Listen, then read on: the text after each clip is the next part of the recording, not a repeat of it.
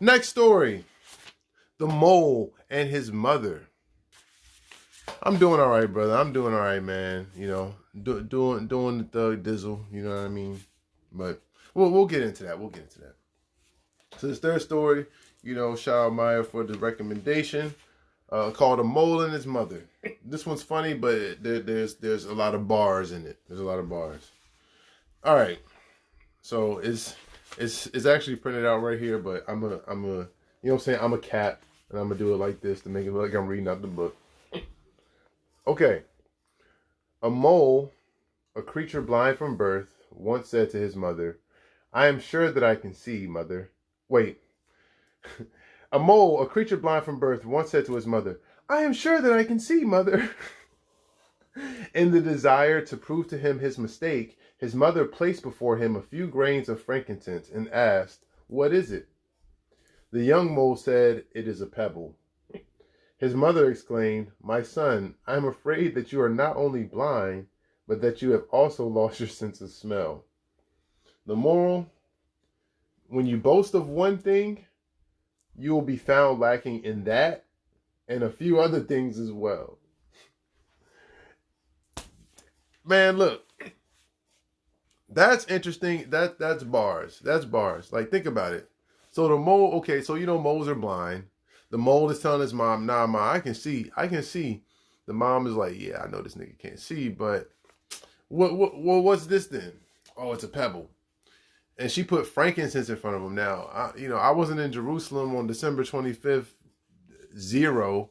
Uh, Oh, that's kind of funny. But I wasn't in Jerusalem, so I don't necessarily know what frankincense smells like, but I know frankincense has a particular scent to it. So if you put frankincense in front of somebody and they say it's a pebble, like even if you put potpourri in front of somebody and someone put it in front and you say, "Oh yeah, that's a pebble right there," bro, you either have no sense of smell, you got COVID now, or you just tripping and you just saying anything right now. So the moral of the story is boast of one thing and you will be found lacking in that and a few other things as well. And I look at that from a few different perspectives, not only career wise, but even personally, what have you. It's like some people get this big rush out of feeling like, "Oh yeah, I'm this, I'm that, I'm this, I'm that." And you know what they say, pride comes before a fall, right? And that is, I mean, that's just true. But you think about these. Oh man, especially, and the thing is, I feel like it's okay to have confidence in yourself. I feel like it's okay to be confident. I feel like that's okay.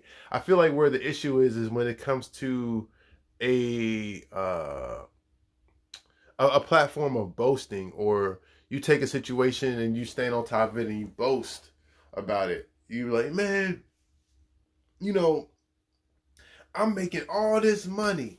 I'm making all this money." But it's like, and you're saying that, like, somebody, let's say somebody calls you broke. And you're like, I'm making all this money. I'm making all this money. You see my car? You see my blah, blah, blah. And it's just like, yeah, but, what you going to do with that tomorrow? What about what about your investments, bro? Matter of fact, do you have a Roth IRA? Matter of fact, bro, do you, like, you got all this money okay, yeah, oh yeah, I have a $250,000. I got $250,000. Bro, if you invested 100 of that in the real estate, you probably have 6, 7, 800 mil. What you telling me about your 250 mil, like I'm supposed to be impressed. So you got money, that's what's up.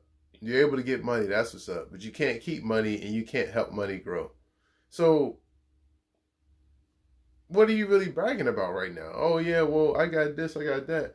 Oh, well, it's like when you put yourself, like, even if you're at work, it's like, "Oh yeah, I do this, I do that, I do this, I do that." Yeah, but you do all that, but you show up late, and on top of that, you show up smelling like weed. So, I mean, that's nice you do that, but you're kind of messing up in a few departments, my man. I'm not talking about the dairy department. I'm talking about the personal department. I'm talking about the development department. I'm talking about a few different departments, right?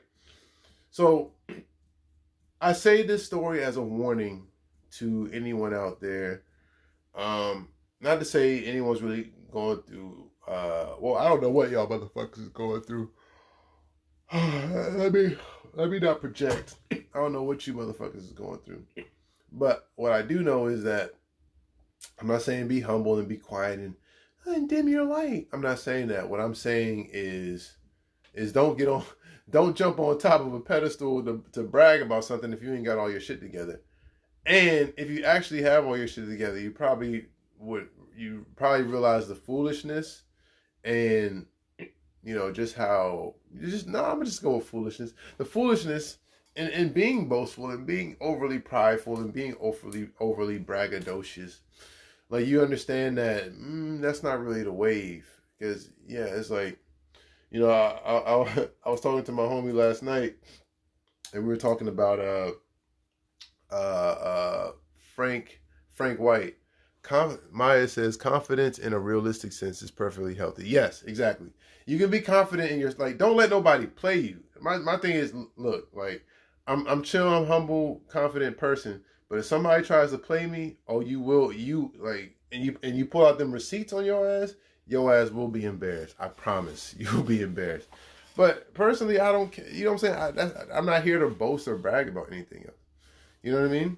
But I was talking to my friend last night, and we were having a real nigga conversation, and we talked about Frank White or Frank Lucas. I forgot his name. The dude who sold all the cocaine, and we were talking about the movie American Gangster, where he was where he pulled up to courtside with the chinchilla coat, and we all know once everything was cool. He was chill. He was quiet. He was staying low key. He was making his moves. He was making his money, $5 million a week, what have you.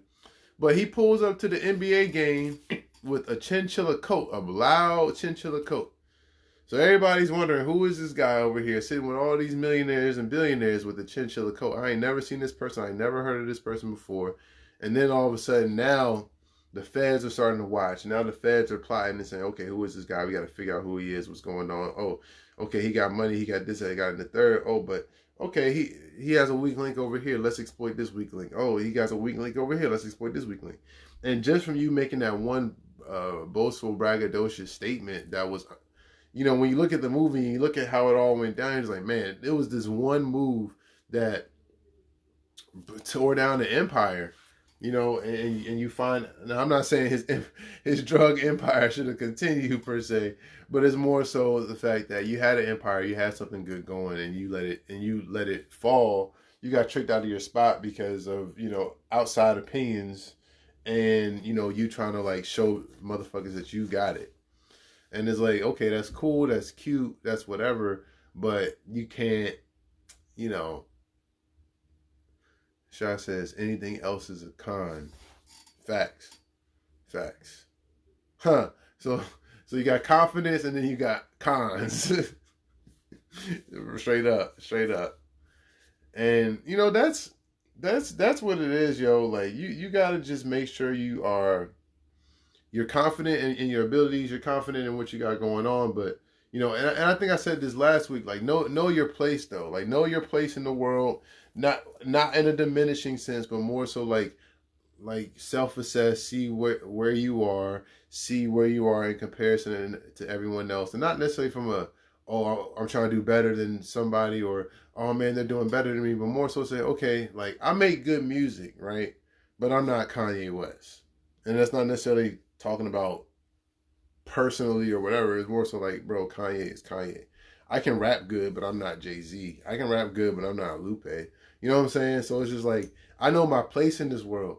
Like, I know there's still places to go, so I'm not going to sit here and say, I mean, I'm also a wild nigga, so it's just like, I do want to battle Black Thought. I do want to battle Lupe.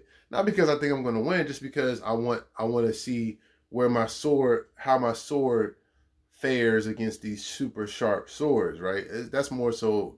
I'm on my Naruto stuff or Goku stuff. I just want to smoke just to see where I stand and see how I can get stronger. But some people don't go on Twitter and start freestyling that Black. Because not only will he rip you, but you might realize, damn, I don't have the stamina to keep up with this. Damn, I don't have the lyrical structure to keep up with this. Damn, I don't have the metaphors, the similes, the alliteration, the parallelism, whatever literary terms you want to throw in here to really like mess with dude for real.